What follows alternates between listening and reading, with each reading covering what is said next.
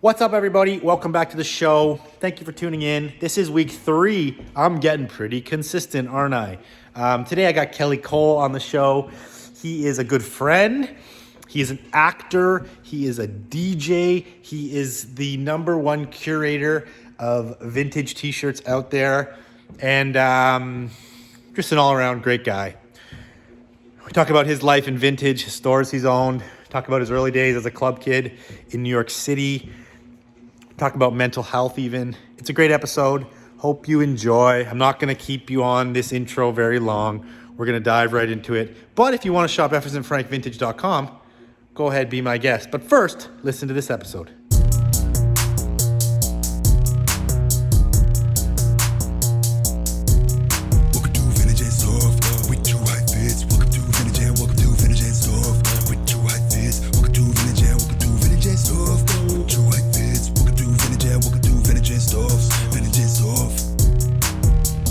Vintage clothing by the rack, yeah. Just check out my Insta, how you gon' argue with that?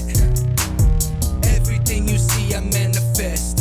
I'm an architect, I think I'ma run it back. We got vintage clothing by the rack. Just check out my Insta, how you gon' argue with that? Everything you see, I manifest. I'm an architect, I think I'll have some of that. Kelly, my man, Kelly Cole, thank you for coming on the show. Thanks for having me.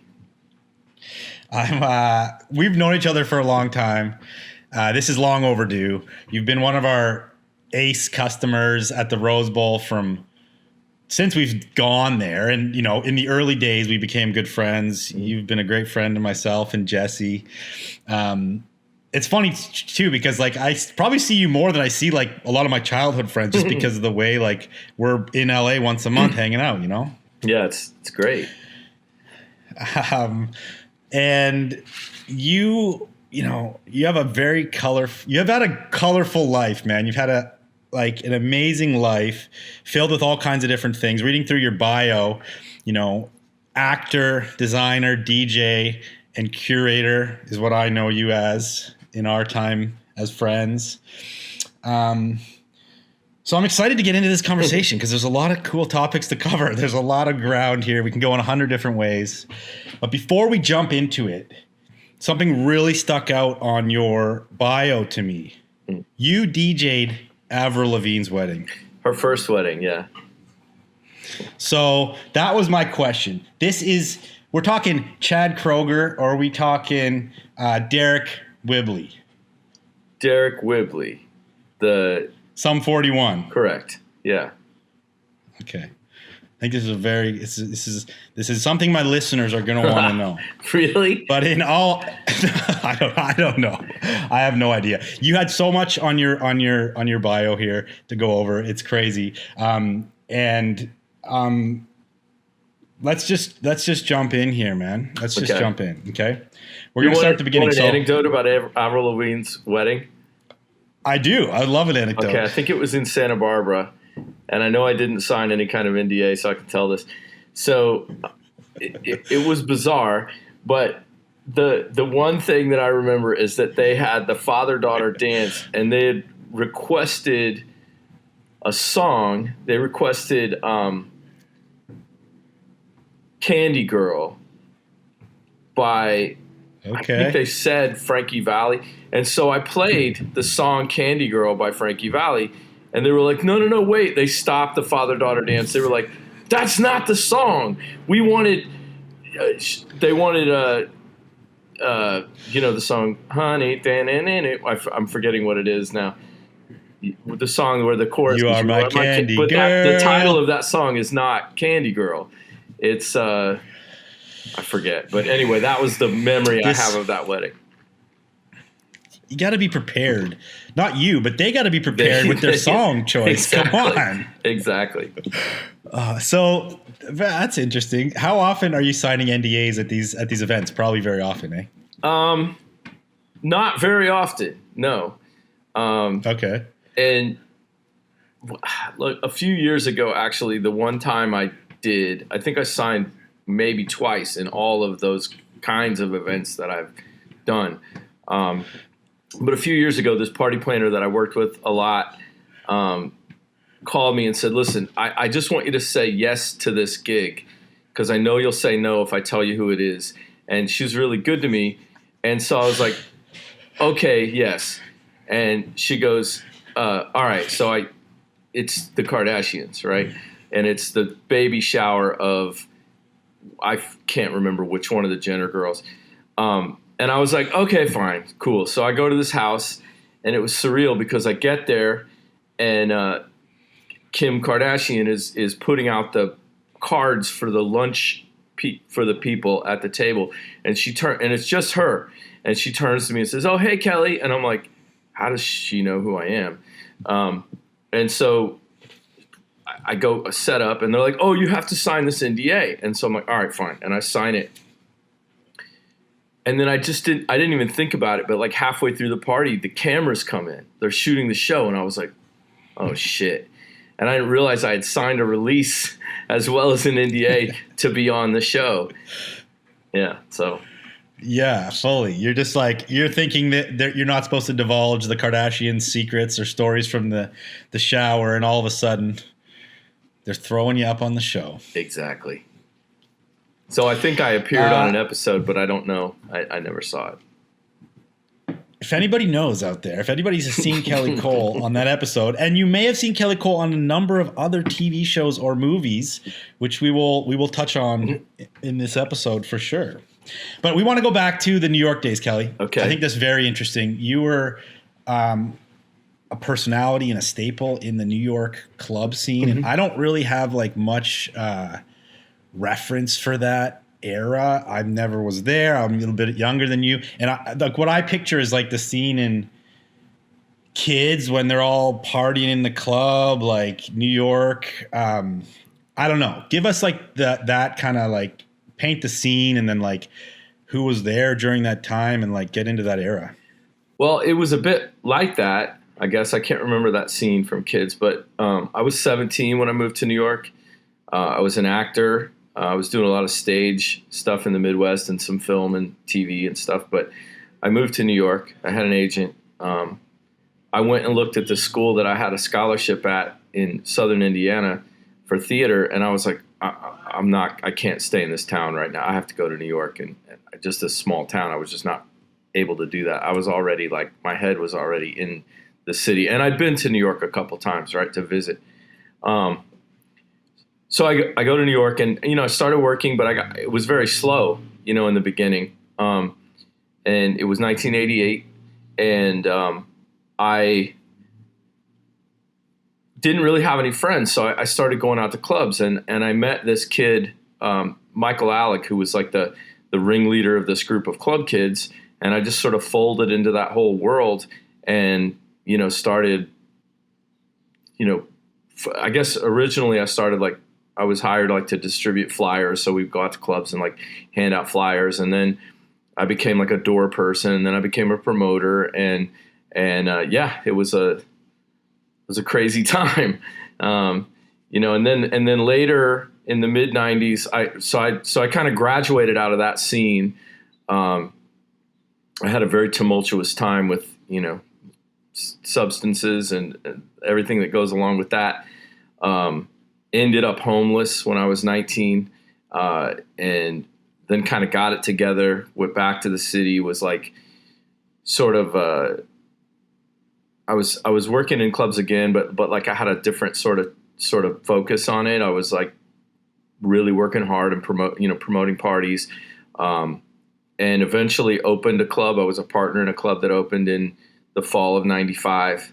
And that club was like a crazy success. And, we had, it's called Spy. It was in Soho, and Soho was very different then. It wasn't like a mall. It was still kind of like, at night especially, it was very, desolate. And so it was a great place to have a club.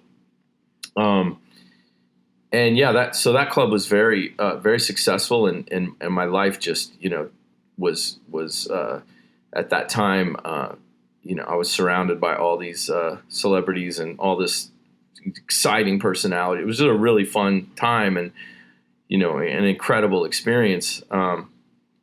So yeah. So you had the agent still, and you're still kind of dabbling and getting jobs in theater and movies and things? Yeah. I was working, I was doing, a lot of like episodic TV. I was on a couple different episodes of New York Undercover, one in which I co-starred with Mekhi Phifer, which is a really crazy one where we played these like cat burglars in Manhattan. That was a fun one. I did a lot of like music videos and indie films, and every time I see Witherspoon and he introduces me to somebody, he's always like, "Yo, he was in the Junior Mafia video," because I'm in the Players Anthem and the and in the one with Aaliyah. That's funny that he introduces you like that. Yeah, or he's like, "Yo, you know, he always brings it up," or he not always, but he does bring it up. So give us some stories. You had once told me, I don't even know the story, but you told me that you saw somebody get stabbed in the face in a club in New York. Do I remember that right? Yeah, I saw somebody get hit with a hatchet. Okay, even crazier. Yeah, it was pretty gnarly. So yeah, I was at a club called The World, which was a kind of a legendary place. It was like a music venue and a club, and like an early one of the places where like house music was incubated. It was like all those great early DJs played there, and it was it was a crazy place because it kind of didn't at times even have licenses, and you know, it was just kind of this like outlaw place, which you could never imagine happening in the world today. And it's not a very well documented place. There's some photos online, and I can send you some. But it was just an anarchic place. Like, you know, it was like everybody. It was like a real melting pot. So you had like punks and trans and mods and goths and you know, like Lower East Side, like, you know, Puerto Rican like thugs and like hip hop kids, and it was a real melting pot. And the place was like decrepit and falling apart. And I think it was open as a club from '86 until it closed on New Year's Eve of '89. And that's a whole other story. Public Enemy played that night, and I worked, and I was held up at gunpoint on the way to the show. And I actually got the kids into the show that held me up. That's a whole other crazy story. But what? So like, yeah, we're gonna need that one then. So like I think it was like a month before that. I was standing watching these kids. Like I was in a conversation, and I watched this kid go up to these like two, like at the time, like they were like neighborhood, like Puerto Rican thug kids, right? And they were like all in that like b-boy energy, like, and I was just watching these kids like kind of staring blankly while the two people I was talking to, or I was in conversation with, I wasn't talking, were talking to one another, and I was staring forward, and I see this kid. So there were these kids that were like these Latino kids at that time that were like that were around like the kind of club kid scene that they would dress in this like, I think it was like kind of, it was called like a new romantic look, right? So they would wear like ruffled shirts and like shorts, and they would slick their hair back, or like have like, it was a whole look.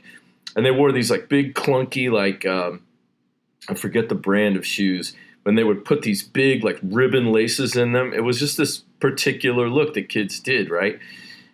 And there were a lot of these kids around. So I saw this kid that I kind of had seen around, and he walks up to these two kids and he says something to them, and they walk away, and then they come back and they're talking to him for a second, and I'm just staring, watching this. And the one kid pulls a hatchet out and hits the kid in the head with it. And I was looking at it like, did I really just see that happen, like inside this club? Like, what the fuck? And so the story goes that the club was very, you know, fucked up. And I guess the doors on the women's bathrooms had been ripped off on the stalls. And this girl was in there using the bathroom. And these kids came in, and they were all dusted. And they were like, yo, like fucking with her while she was sitting on the toilet. And she went and told her brother, and he went and asked them to apologize to her. And that was what happened. Like they just were, so they eventually, they sit the kid down on a bench, right? And he's sitting there with the axe in his head. And I walk over, like looking like tripping, like what the fuck, right? Yeah, what the fuck? And so That's crazy. they call an ambulance. The ambulance comes, and now the club hasn't stopped. Like it's still going. Like there's still music. Like it didn't shut everything down. So the paramedics come in, they get the kid, they bring him out, and they're trying to keep the axe in his head because they're like, we have to do this at the hospital, whatever. So as they're putting him in the ambulance, the axe actually came out. And I guess eventually the kid died, and they found the two kids that did it easily. Fuck. But that was that. That's wild, man. It was, and I guess back then there's no door check for this kind of thing. No one's frisking you down. And again, the lunatics were in charge of the asylum. Like all the guys working security were like neighborhood like drug dealers, basically. I mean, I can't describe how crazy it was. It was like. There were times when like I saw the Butthole Surfers play there, and they would bring in like this guy Neil Cohen would rent the club. He was a guy that owned the Ritz, and had gone to prison for tax evasion, and he'd just gotten out, and so he didn't have a club yet. Or wait, no, he had taken over the space that was Studio 54, and it was the new Ritz, and they started doing shows there. But he was doing doing rentals of other clubs, and he would do the World. He would put like the more dangerous shows.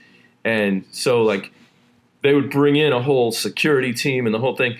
But on most nights it was just this like ragtag kind of janky security force that was running it. It was really, yeah. And really I'm assuming crazy. If you're like connected, they probably get people into like they're connected to the drug dealers in there, paying them off to be in the club and everything else. And totally, I mean, and there was no metal detectors, So it was, and they're not going to pat down their homies or kids that they know, And I don't think they were patting anybody down at that time. So tell us how you got these kids who held you up into the club.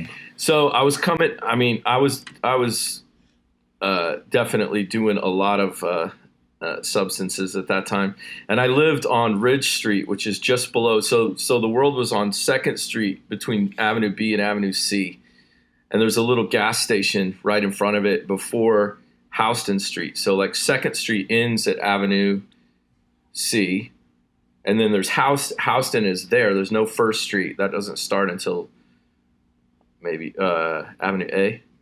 So anyway, I lived on Ridge, which is just like below Houston, in front of Avenue C. I think it's like a half block over and down. And so I was in charge of the green room that night. So like I had to go and like whenever Neil Cohen rented the club, I would get like assigned some job to do. And usually it was to do the green room. So I would be in charge of like making sure there was like whatever the back line was for the rider, like snacks or whatever. And so I'd gone there earlier in the day, and then I went back to my apartment and was getting high. And so I knew it, like I had to be back at the club at like whatever time it was, 8 o'clock or whatever. So I'm going out. I come up Ridge Street and I see these two kids, and the kid, I don't know what kind of a gun it was, but it was a large gun, and he like swings it up at my head, and they're like, "Yo, give us your money, whatever."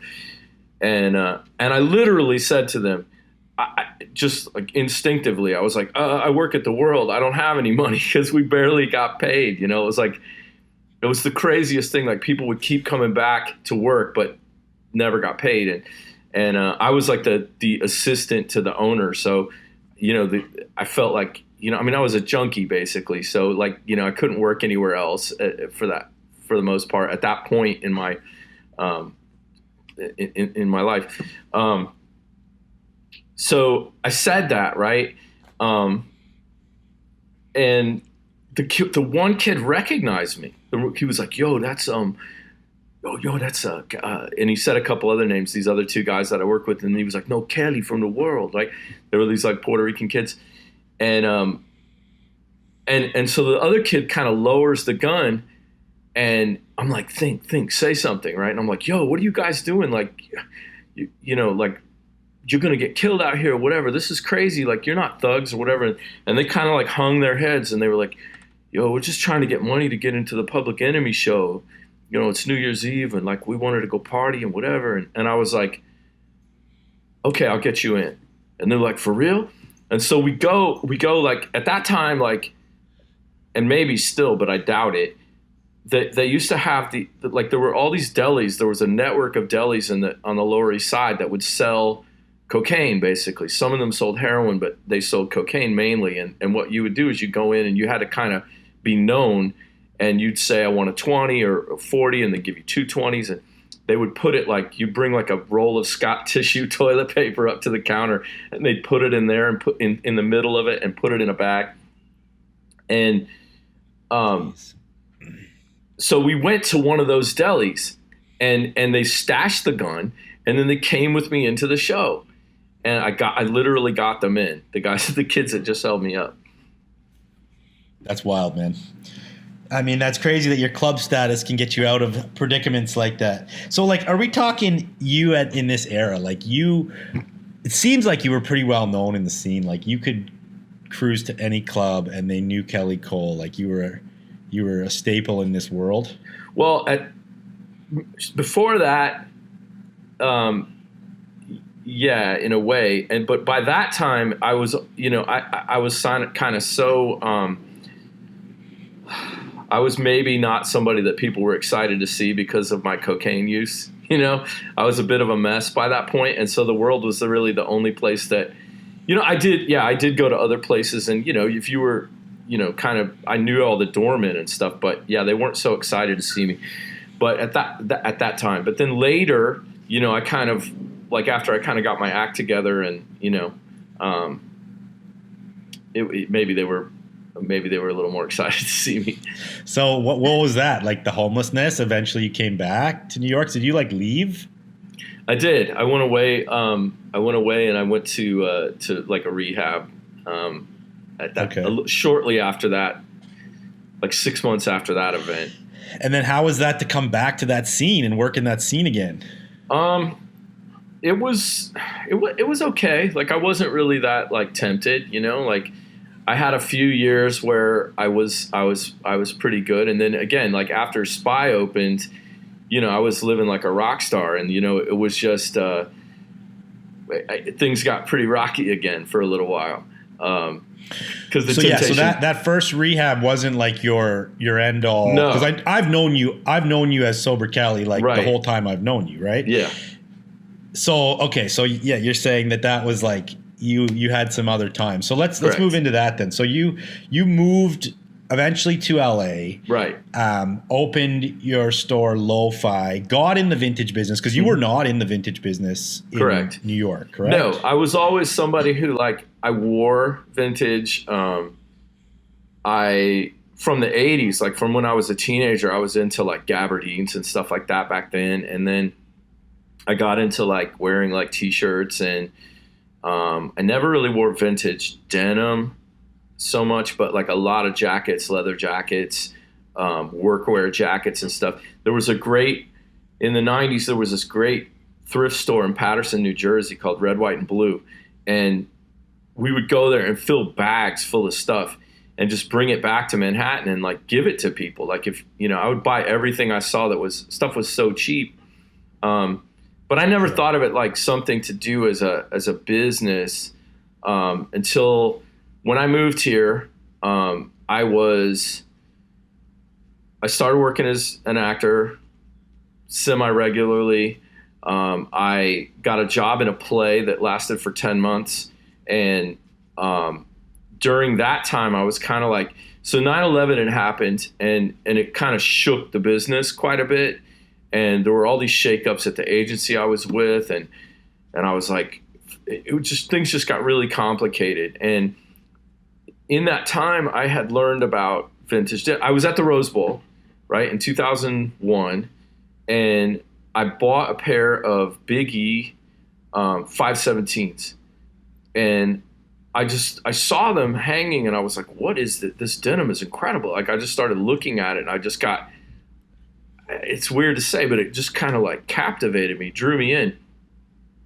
So then I went into the original Denim Doctors on 3rd Street, and I'd seen that they had, you know, like they just had all this incredible denim in there. And so I was like looking at that, and my curiosity just got piqued. And then I saw that they had a few vintage t-shirts on the wall, and I was like, I was really into that, you know. And then I saw that like Fred Siegel had some vintage t-shirts, and I was like, well, and then there was that store on Melrose, the World of Vintage T-Shirts. So I went in there, and I was like, I just was like absorbing all this information, and I'd always been into vintage leather and motorcycle jackets and stuff. And I knew, like, I'd been in What Comes Around Goes Around in New York, and I saw that they had vintage T-shirts. But what ended up happening was during the course of doing that play, I was like, I'm going to take a break from being an actor, and I want to do something that I can do every day without someone telling me that I can or can't do it, you know? And yeah, totally. And I was like, I had this concept, like I didn't want to do a club or a restaurant, because after Spy, I owned a restaurant in New York. Also, I was a partner at a restaurant, and that's a beast of a business. And I did, you know, I enjoyed like aspects of it, but so everybody was like, you should open a club, you should open a restaurant. And I was like, well, I'm not that like socially dialed in LA to do that really. And I don't want to do that. I didn't want to do anything that had to do with liquor really. And so was part of your move out of New York to LA just for like a change of scenery? You're sober at this point. You didn't want to be in the club scene anymore, and just needed to get out. Yeah. Well, I mean, I was in the club scene because I was DJing, right? So I was DJing like 3 or 4 nights a week. But having that relationship to it was different than being a promoter, and different. You know, I had the restaurant, and so I would spend a few hours there every day, and then I would go work, you know, DJ starting at like 10 at night. So my life was still very much a part of that, but there was a confluence of events that brought me to LA. Was that my friend Ellen Pompeo who from Grey's Anatomy, she was like, dude, you got to move to LA. You got to move to LA. And so eventually I was like, all right, like I had this loft in Tribeca that I had since it was like a raw space, and I was going to end up we were going to win this case for rent stabilization, all the tenants, but then the landlord started picking people off the case. So she came to me and was like, hey, I'll forgive all this money that you would owe me if you move out. And so there was that. My partner in the restaurant offered to buy everybody out, which he did. And then Ellen and a bunch of my other friends were moving to LA. So there was this like mass exodus from New York to LA. So I found a house. Ellen and I moved into this house and shared this house. And that was just kind of like, and I'd been to a psychic in Boston like 9 months earlier who told me I was going to move to LA. And I was like, I like laughed. I was like, I have no intention of moving to LA. And sure enough, random. I moved to LA. It was bizarre. Never doubt the psychics, Kelly. No, I don't know, maybe. So yeah, I haven't been to one myself. So you haven't been, or you have been?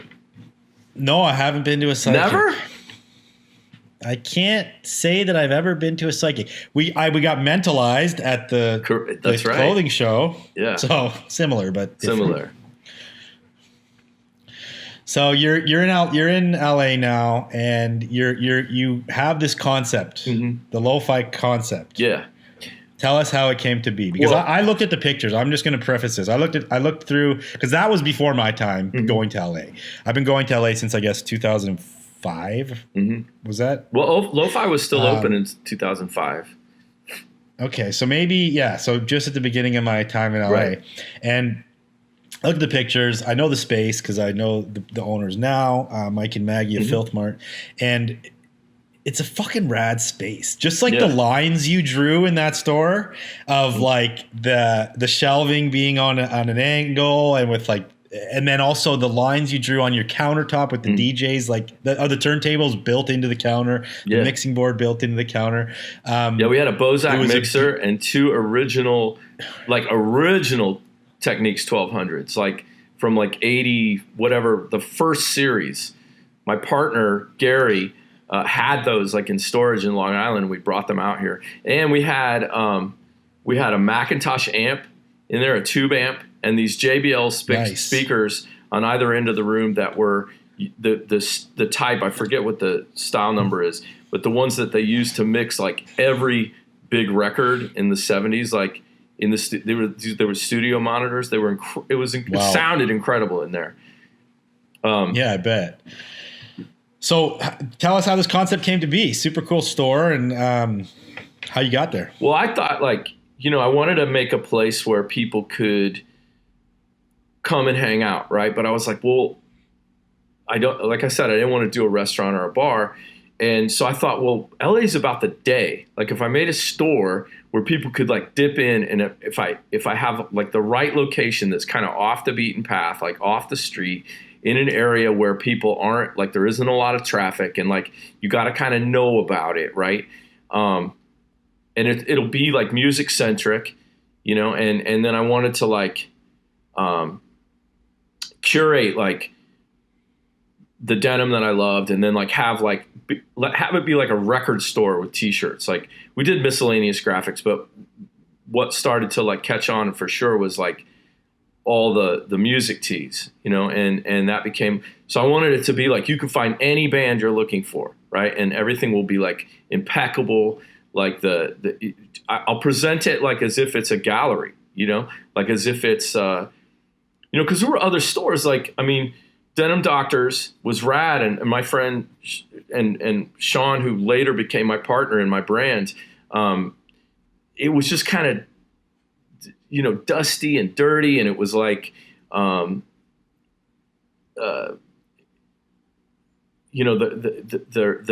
curation wasn't like what I had in mind, and it was like a little bit like not disorganized, but just disheveled, and every place kind of was like that, and like I was like, what if it's like color blocked and like presented like everything is cleaned, and like the environment is as if it's like a high-end retail store, and yet it's just the best of the best in denim t-shirts, leather, and belts, and then some specialty items. I think people can relate to that, because there is like a typical formula of a vintage store, like from what I know from my childhood, of that really, it's like a one level up from a thrift store, very like mixed product. You kind of just take what you get, throw it in there. Yeah. I mean, there were places, a little something for everything. Yeah. I mean, there were places that curated like that for sure, like Resurrection, Decades, What Comes Around Goes Around in New York was, but there was nothing that I saw that was like a denim and t-shirt store that was like, it was like wood hangers and like, everything spaced and organized, and, the denim, crisply folded, and like you have light, medium, and dark wash, and like in every size. And like, I just conceptualized that this could be presented in this way that was elevated, And I would bring it to an elevated audience, in a different level. So how did you learn about the clothing then? So obviously, you're going to see all the fashion doing what you did over the years in the club scene, the restaurant scene, and brushing shoulders with celebrities and all these people. You see what's cool, what people are wearing. But when it comes to denim, it's like deeper than that. You kind of got to like experience it, be around it, touch it, feel it, all that shit for a while before you kind of like learn enough about it to really understand it. So like, how did that work for you? Well, you couldn't look it up like you do now. You couldn't just look it all up, right? It wasn't available. No, definitely not. And it was really trial and error. And like, I have to say, like, I stumbled forward with a lot of good luck. I'll just going back to like the space, right? So there was a space, I lived in Hollywood, and I would drive past this space on Fairfax every day. I don't know if I told you this story. I think I did. No, I don't So think I so. drive past this space, and it was this place. It was this two little houses where, and it had this ugly trompe l'oeil painted on the front of it, but it had a little parking lot in front and this little courtyard in the middle between the two houses. And it was this place, I think it was called Home Hunters or Roommate Finders, and it had been in that location for 50 years, right? So it had been there since the 50s, 40 some years.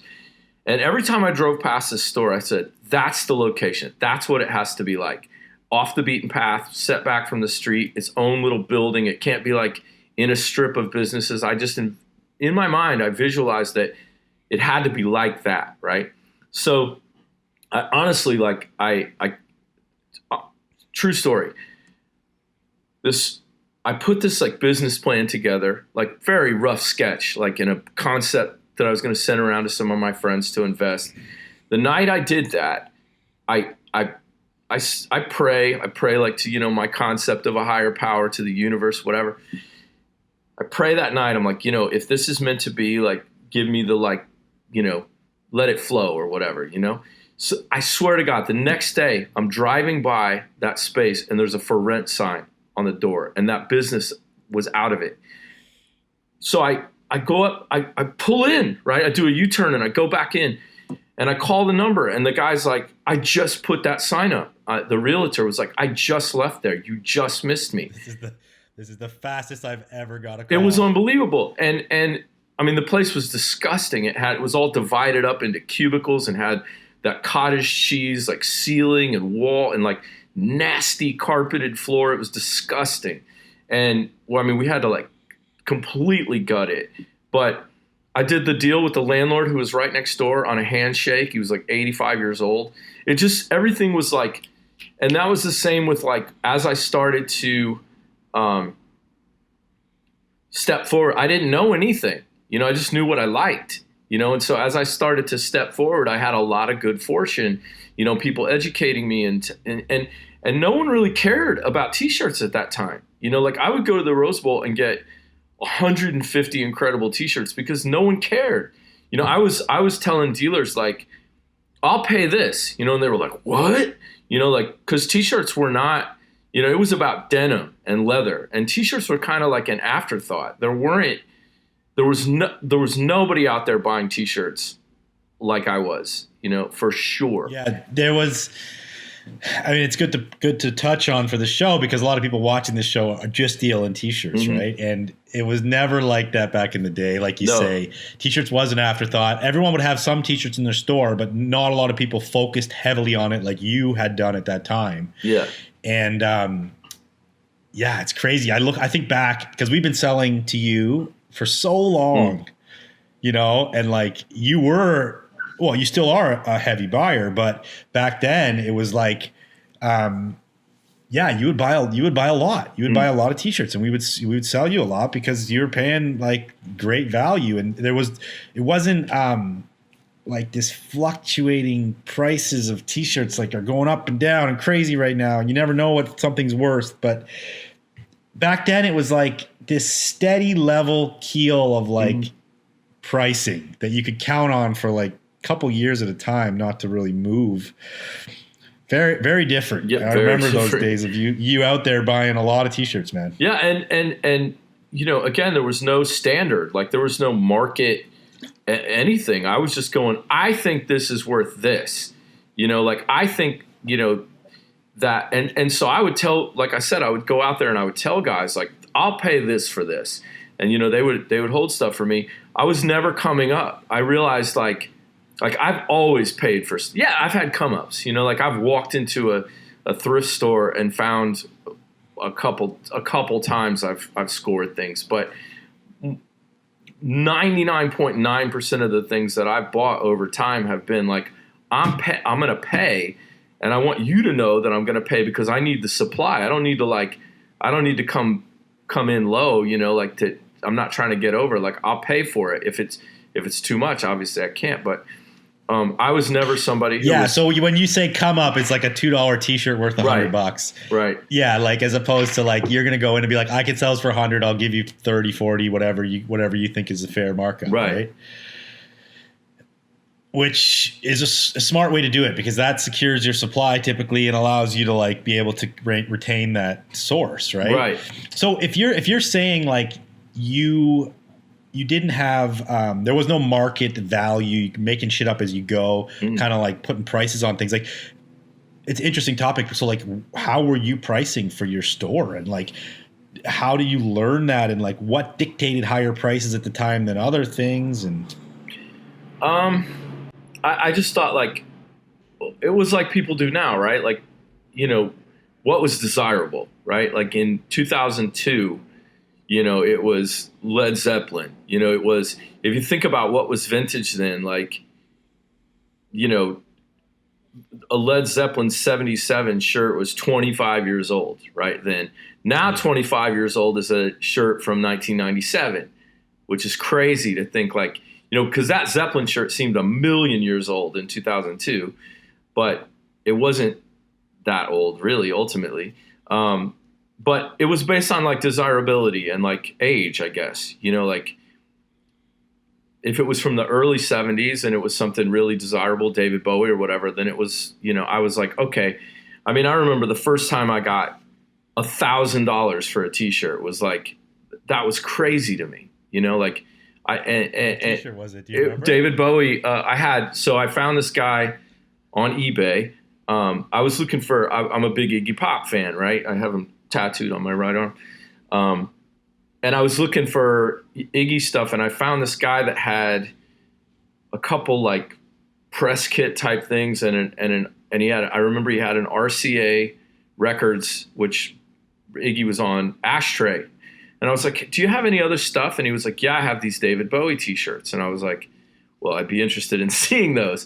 And he had 4 David Bowie Ziggy Stardust promo t-shirts, which were it was before there was, he had recorded the record, but there was no album artwork or anything. He hadn't like fleshed out the character of Ziggy Stardust. So it was like a cartoon of it. And on the front it said David Bowie is Ziggy Stardust. And then on the back it said Ziggy Stardust is David Bowie.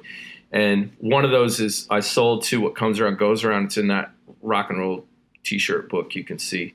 But that was, and I had 4 of them, and one of them went in that book. I sold one to Kelly Osbourne, one to Jack Nicholson's daughter, Julianne, and then I kept one for years, and then eventually I had to pay my mortgage, so I sold it, and but to a Japanese guy. That's awesome. I mean, yeah, back then that kind of money was unheard of for any. I mean, denim, I guess, was getting those prices huge, if you denim. had the right stuff. Denim was crushing. Maybe like even leathers, you'd get $1,000 or 15 or maybe $2,000 for like crazy leathers. East West, I was selling for big money, but yeah. Yeah, that was a wicked time. I love that East West time. But t-shirts, I remember for the longest time, like the most expensive shirt we had ever sold was like $400. You know, for years and years and years, that was the most expensive shirt we ever sold. Then it was like, I don't even remember where we ended up starting $1,000 shirts, but that was probably like way later when like rap shirts became popular. But, yeah, I mean there was a big gap, right? Because so like the stuff that I was pricing at $300, I was like, are they going to pay? You know, because people would come in and go $60 for a T-shirt or $100 for a T-shirt. I mean, you look at like some of the press that Lo-Fi got, like that was the thing they talked about, like how much these T-shirts were going for, you know. And I was getting like roadies coming to me with their collections because they're like, I read that you're getting $100 for a T-shirt. Like, it's hard to imagine, but they're $100 in the beginning. Like people were like $100. And so like, as it sort of progressed in those first couple of years, you know, I was pushing things to like 300, 350, you know, and then there was a disparity. Like I would put things in the like display case and go, I don't really want to sell this, but if somebody's going to pay $500, like I'll sell it, you know. And there was, I remember Winona Ryder I had a Dog Day Afternoon promo shirt, and I was like, I don't want to sell this, you know. It's Al Pacino. It was one of my favorite films, and she was insistent, and so I was like, okay, $500. sold. And I was like, what? No way. And then, that 70s show was a big customer of mine. And I had one of the few come ups I ever had. I had a Every Which Way But Loose promo t-shirt, which had this fucking rad cartoon artwork of Clint Eastwood and like all the different characters and the orangutan like throwing a punch in 3D. So it was like shooting forward. And that 70s show was like, how much is that? And I was like, well, it's not really for sale, but it's just on display. And they're like, well, we want it. And they bought so much stuff from me. They were like they kept me alive for like the first year or two. And so I was like, okay, $750. And they bought it, and I was like, I couldn't believe it, Damn. And then there were the Bowie That's so shirts. cool. So, I used to watch that show. I didn't really know you supplied them. yeah, I'm going to read off the list here. So it says you had regulars: Ben Harper, Johnny Knoxville, Aaron Paul, Winona Ryder.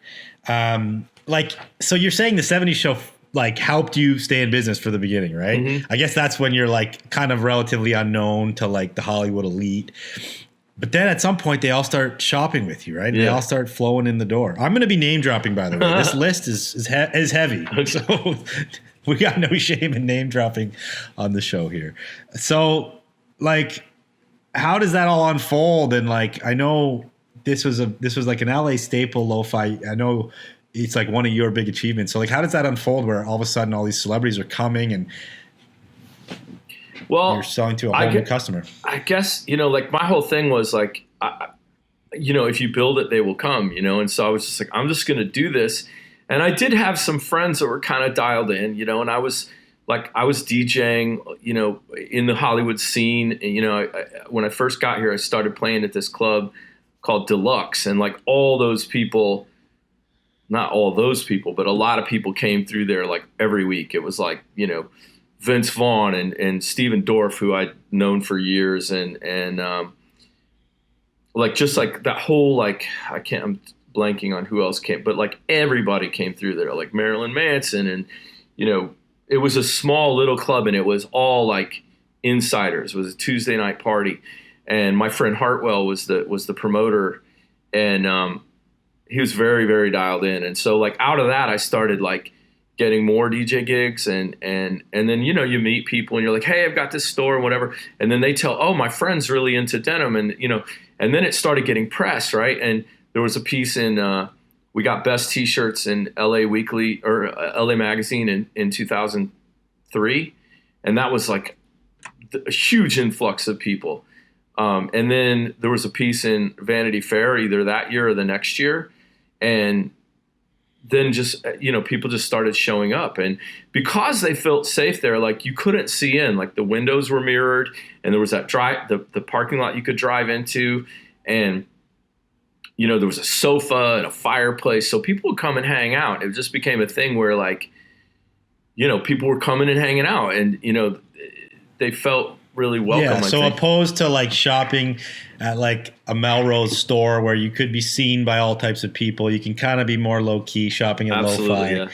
And just so people know, the location is just north of Melrose on Fairfax, right? Mm-hmm. And at that time, Fairfax was not, there wasn't anything on that stretch of Fairfax below Melrose was, there was a thrift store and like Cantor's and this pizza place, and like all like, it was mainly, that had been like a Jewish restaurant. So there were like a bunch of kosher stores there, and like, a Jewish neighborhood. But there was no streetwear stores, no sneaker stores. And totally. Where I was, even to this day, you're kind of detached from that zone. Correct. Anyway, and it is totally its own little zone, because there isn't even really businesses on that strip that Lo-Fi was on. No, there wasn't. And Filth Mart, like you said, Filth Mart is there now, and those were my friends, Mike and Maggie, who took the store over in 2007. But there still isn't much on that in that zone. But there was nothing in that zone back then, for sure. Yeah. Random question, but do you ever get starstruck? Like the amount of people the amount of celebrities you've hung out with in your life, and you're actually close friends with. Like, is there anybody that like would make you starstruck at this point? Yeah, I got a little. I mean, the times that the one time that I met Iggy, I got like a little freaked out. I'm trying to think. I just thought of somebody the other day that I was like, "Oh shit!" When I met them, I can't think of anybody nowadays. Yeah, well, that's fair. Nowadays, probably De Niro. Like I'd get a little freaked out. He's such a hero. But I met him back in the day, like, actually. So that didn't happen. Oh yeah. Wasn't he in one of the news and, clippings of like? So there, I'm trying to think. I don't know. I don't know who. I mean, there's certainly people. Yeah. It's just interesting to me because like that whole thing of being starstruck with people because you watch them on TV, they're famous, but I get starstruck. I get starstruck when I meet people like that. Like we had Drew Barrymore in the booth, although I did ask her for the picture and she said no. But like I just get starstruck around people, and it's such a weird phenomenon. Like why? What's she used to come into Lo-Fi and she would leave me notes. She would say to shirts she wanted, like if I wasn't there, and I used to have the notes. And one of them was like she liked the replacements. She wanted a replacement shirt. Yeah.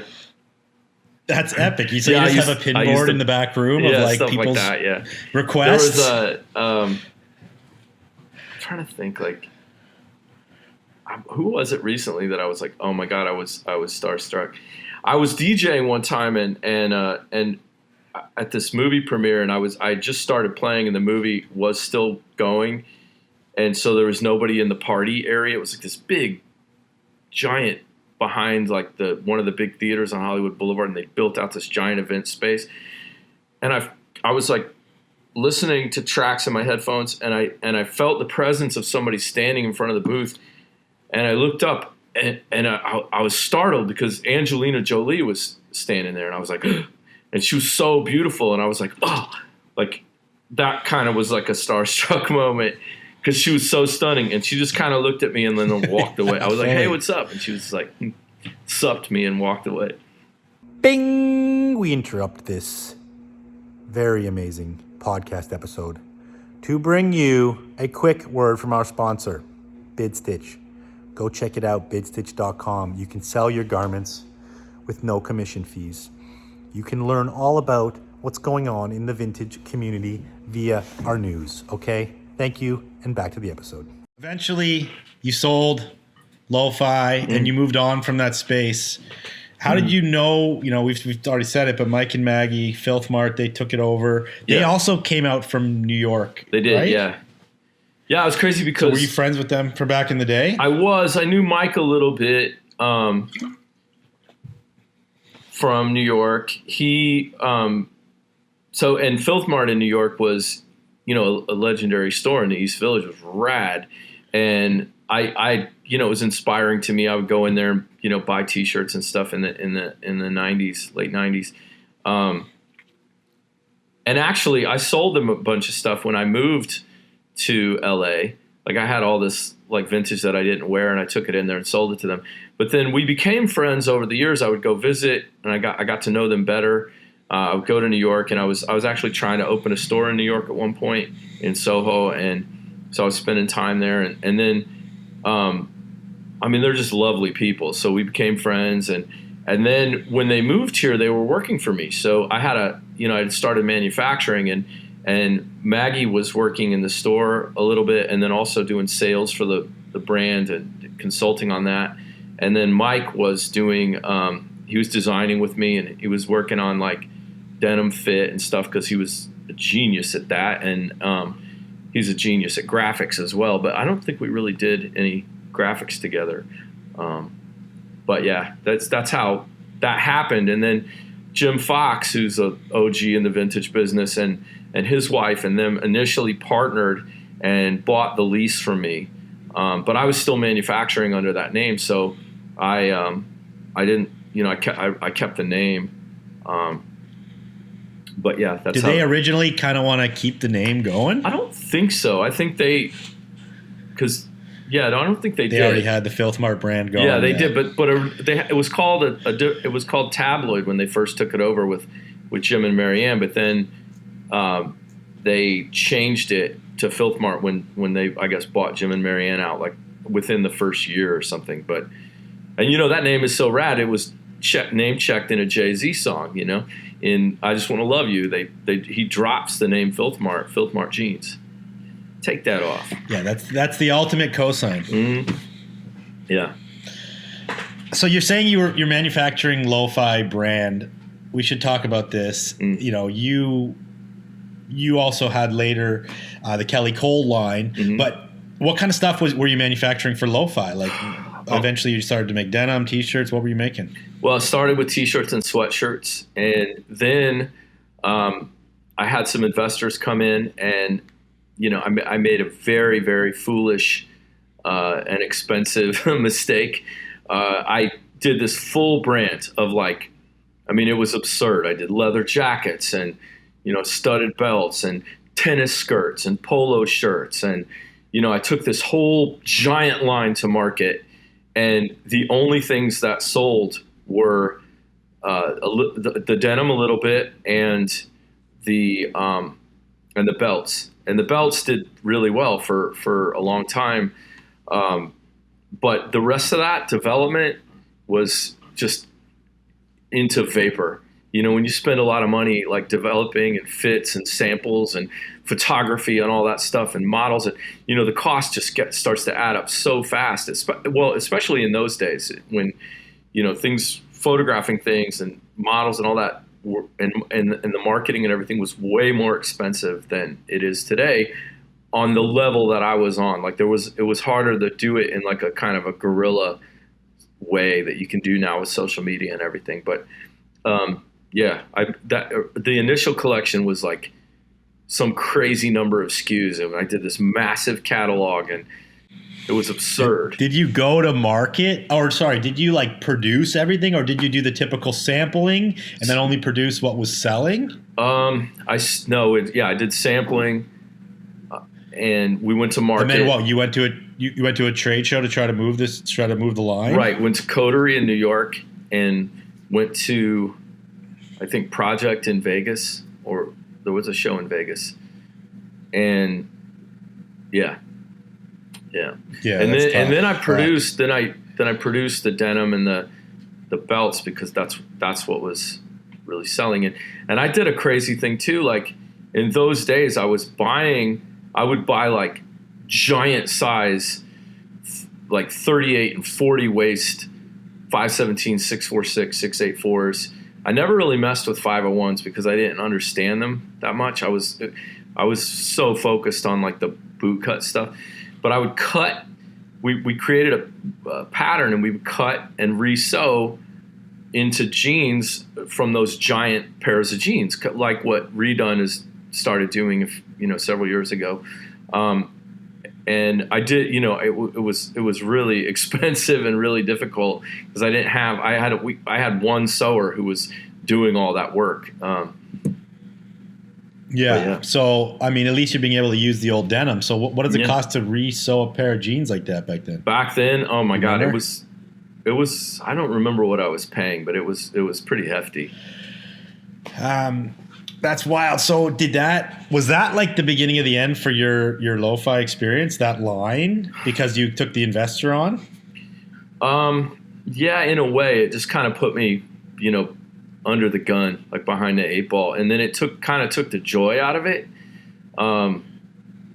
So within like a year and a half, I was overwhelmed. There was like, I tried to like change it up and make it more interesting for myself. And we did another, even that second run at doing a collection when I had Mike and Maggie involved and stuff, we would go to market, and it just like the engine wasn't turning over, and so it was like it would do okay, but not nearly enough to and I had, again, it was a weird thing because I had all this great press, and I had like, but the engine just wasn't turning over. So yeah. So the next chapter, you you sold Lo-Fi. They took it over. Now, if you guys can still go there, which is rad that it still has the vintage legacy. You know, your legacy still is there somewhat because it still is a vintage store to this day. With Mike and Maggie of Filth Mark, great people. Go check out the space. And then you eventually opened Kelly Cole on La Brea, right across from American Rag, which I think you had the store when we met, right? No, I met you before that. Or did you open it after? I met you. You did? Yeah, I met you before that because, I met you guys, still during the Lo-Fi days. I was buying from you at the Bowl. It seems crazy to me that if you had Lo-Fi, we would have come by. But geez, I don't know, maybe not. Yeah, I think I'm pretty sure. Yeah, I mean it was. But then I continued. After I closed Lo-Fi, I was still selling belts. Right, I had like a pretty robust business buying and selling vintage belts and manufacturing belts. And then I was still doing T-shirts a little bit, and then I got into wholesaling T-shirts again, like 2009. I started dabbling again, and then 2010, I wanted to get a space in that area on La Brea, but in the meantime, I opened temporarily on 3rd Street. And Sean, who had Denim Doctors, had split with Zip, and he opened a location called Denim Revival. And Zip took the Denim Doctor's name and opened on Beverly. And then Sean was busy because he was designing for J Brand, and then he was at Current Elliott, and he was designing denim. He launched the men's line at J Brand, and then was designing men's for Current Elliott. And he was just kind of not focused on the store. So he was like, "Hey, do you want to take over the retail part?" And I took over the front of that store while I was waiting to get the location on La Brea, which I eventually got in 2012. So I wanted to speak about this. So I know you two from your leather buying. We used to bring you belts to the Bowl. You have a very, part of the Kelly Cole brand mystique. You are an insanely focused curator. I know you to be, I don't know how else to put it. You're an insanely focused curator. You're very particular in what you buy, particular in what you curate for your business.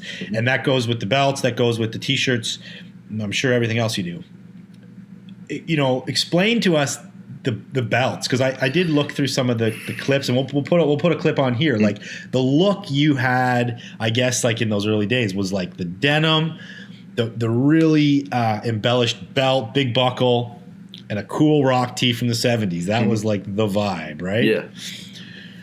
So give us a rundown on like the belts, like what, and you still buying belts to this day. Yeah, right? Absolutely. So like what kind of belts do you look for? Like what makes a really good Western belt? It's just like,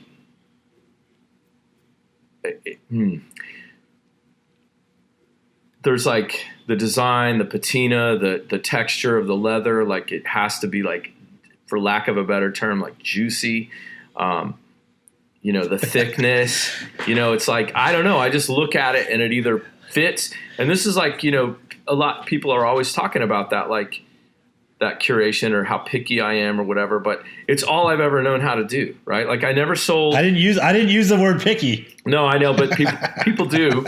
And they say I'm too picky or whatever. And I'm like, well, that's all I've ever known how to do. Like, all vendors over the years are like, you're narrowing yourself in, you're painting yourself into a corner.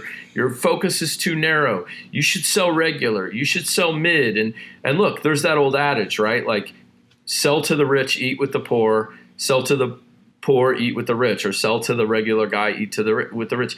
But I've just never known how to do it, and that's not out of any kind of like elitism or like any sort of ego or whatever. I just only know how to look at that stuff. I've never known how to look at regular and know how to make money from it. Like Levi's that didn't look sexy to me, or like Carhartt, or like T-shirts that weren't like perfect to me, or belts that, weren't 100%, like a little bit bent and like a little bit, and I learned the business from a guy who was a curator for Ralph Lauren, and even though what I was doing, or for Double RL, and even though what I was doing was a different aesthetic, he taught me how to look at things in that way, and he always taught me like, to pay up for stuff, and I just sort of like through all my, and I still have he's still a big support to me and coach to me when I'm in doubt or worried or whatever, like he's always he's been a big support to me. That's awesome. And I think how you hit it right is you can't explain how you curate. You can't. Right. It's in your head. It's in your eye for the clothing. And I see that in you when you're doing it, because I'm with you. We're out buying. Like, you just spent a week in Toronto hanging out with us and buying, and every time you come to see us. And I think that's it's rad. And you do come out in the end, the product that you curate, the product that you create, which is your curation, speaks for itself. People want it. People know it's going to be on point. People know that the quality is going to be there. The look is right. The fade is right. It all comes together. And I think, the same can be said for a lot of different genres and different people doing what you do. We don't, obviously, myself and Jesse don't curate like that. And the word curate gets thrown around so much in this business, when it's like so bullshit, because you're not really curating. You're just picking stuff, and I guess, by definition, curation is just a collection of anything. But yours is legit. As far as curators go, kudos to you for doing that, sticking with your guns, because it's obviously worked for you and people know what they're going to get and they appreciate it. Well, it's still like an obsession, right? Like, if I go out, like if I go to the Rose Bowl or I go to a show, I can't wait to get back and look at what I've pulled together, how it all looks together, and I look at it. I mean, I still love it. Like, I still love doing it and looking at what I've assembled, like it's so exciting to me. And, having the vision, like looking at something and going, oh, I can repair that. I can get that stain out. I can make that work. Like the whole, like when I'm in it, I'm in the zone, like people always are like, oh, I want to come and visit you at the Rose Bowl. You're going to be there. And I'm like, no, when I'm there, I'm like, I'm on a mission, and I'm going at it hard. And, that whole thing of like, it's a funny thing, like, when the 90s thing started happening, right? Like, I was like, ugh, at first, like, and then I started to see the beauty in the wrap tees and like things that I had thrown aside for $5, were now worth all this money. And it wasn't the money. Like, there are things that are going for big money now that I still think are preposterous and I would never buy it, but I started looking at, when I started to adjust my vision to what was beautiful about those things, it started to open up, and I started to buy those things, and now I really love that stuff too, but again, I'm super meticulous about it, about what the hand is, about what I don't buy it just because it has, just because it's a collectible thing, or in the hype beast world, or the, what does Jesse call it in the auto tune alley? Like, just because it has a value, it doesn't make sense to me necessarily, unless the total package is, to me, worthy of like saying, okay, I endorse this. This is something that you should buy for this amount of money. Yeah, I feel that. And, a lot of people are picking for subject matter alone. Some people are picking for look alone, right? Some people are picking for subject matter and look and colors. And there's like so many variances that people could be attracted to within it. And I think people hone their vision over time after seeing a lot of it and seeing what's out there, seeing what's rare, seeing what's not.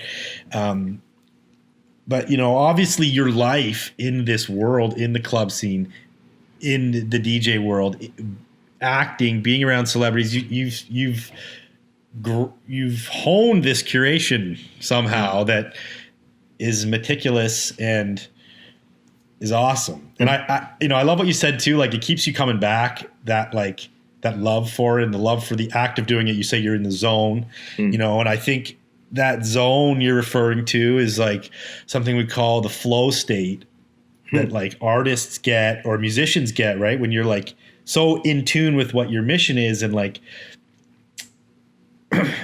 I've felt it with sports. I felt it with parts of business. I felt it with a lot of different things in my life, but you get so in the zone. So is that part of it keep you in this business? Like, does that what keeps you interested and keep doing it?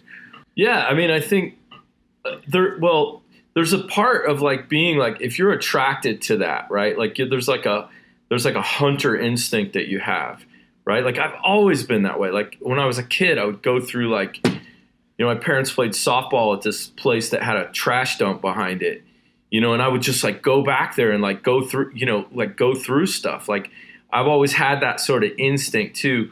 But then there's also like, I'm interested in the idea that like, who's attracted to this business, right? Like it's kind of like got an outlaw aspect to it, right? Like it's people that like have an issue maybe working for other people.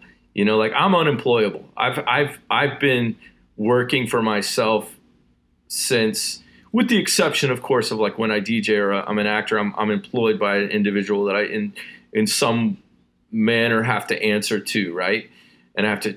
But this is like, there's an outlaw aspect to this. There's a quest for freedom in a way that like is why we kind of get into this, right? Like. And it's interesting, this whole new wave of like guys that have gotten. I've been very curious about like, where did everybody come from that got into this business in 2020? 2020. Like, what were they doing before? Were they into sneaker culture or whatever? Because in the past, people that got into vintage there's like a gypsy thing to it in a way. Like people that are like dealers or vendors. But there's like a commonality. There's for me, like that quest to like, this is freedom, like I do this because I enjoy the product, but also it's like, I don't have to answer to anyone in a way, like it's like, yeah. Totally. I mean, I love the freedom aspect of it. And I think too,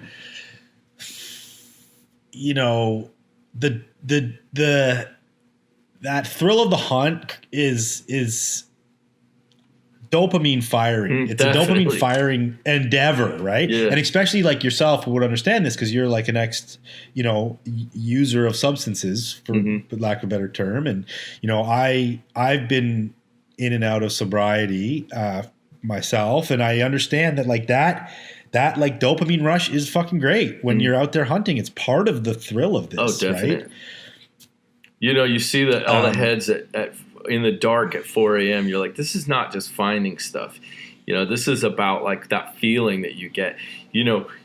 There's an interesting thing that I've recognized recently that happens for me when I'm buying a piece that's a little more expensive, right? Like I'll be like doing the calculus, like I'm standing there holding it, and I'm like, am I gonna, and that moment when I'm like, yes, I can pull the trigger, there's like a rush forward on it. Like, yeah, I feel I don't know how to describe it, but it's like, there's a moment where you feel like, yes, I'm pulling the trigger. Like this is a big leap,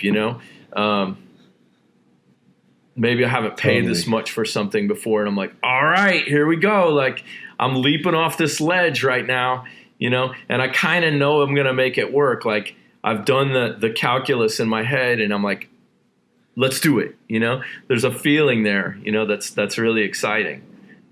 Scary sometimes too, but Well, that's it also. Like pushing past the fear is another great feeling, because that's we all thrive to do that. Yeah. As part of human nature. I don't understand. I still don't understand the blind live though, man.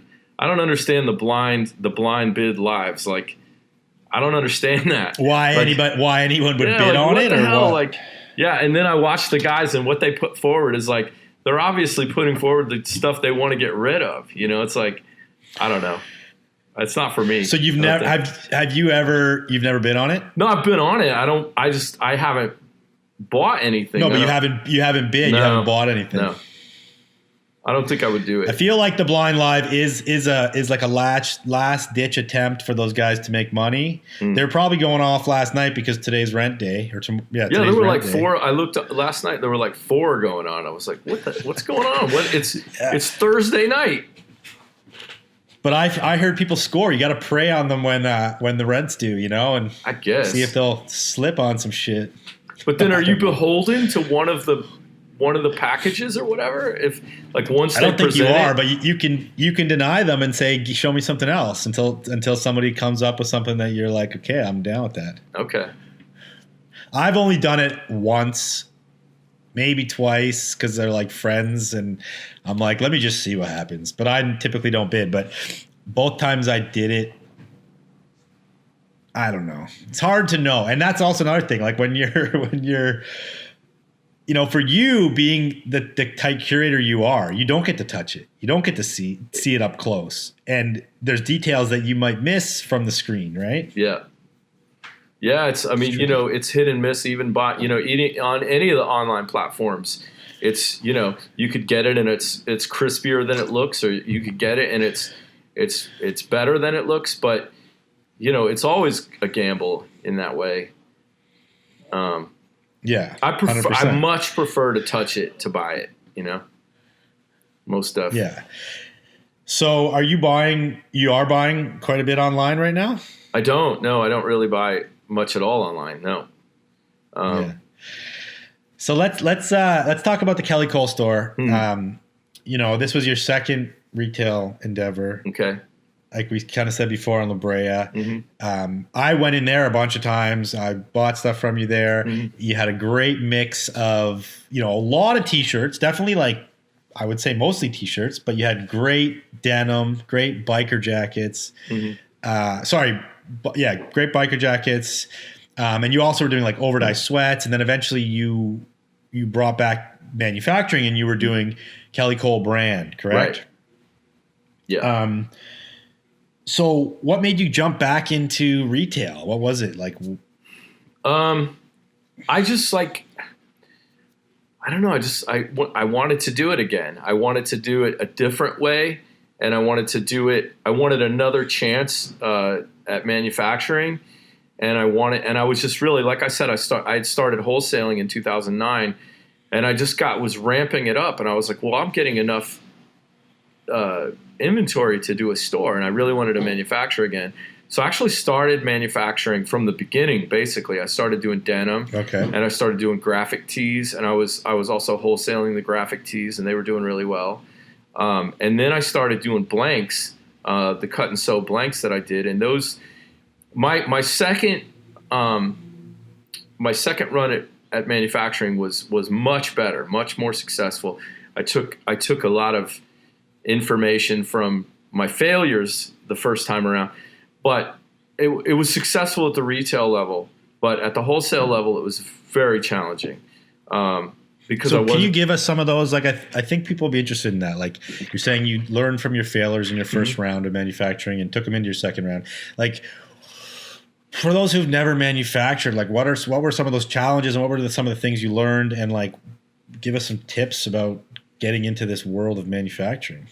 Well, for sure, start small. If you look at like one of the things that I learned, Ralph Lauren started selling neckties, right?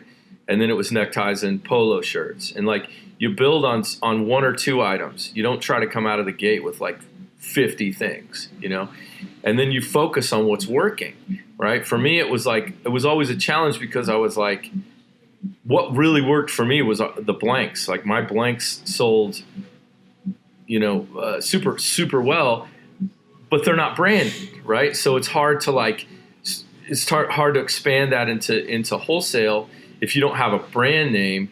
That it's kind of like a psychology thing, right? Like the people that wore them knew, and the same for my denim was like the people that wore it loved it and swore by it and exclusively wore that. But to get that engine to turn over on a bigger scale, was very difficult.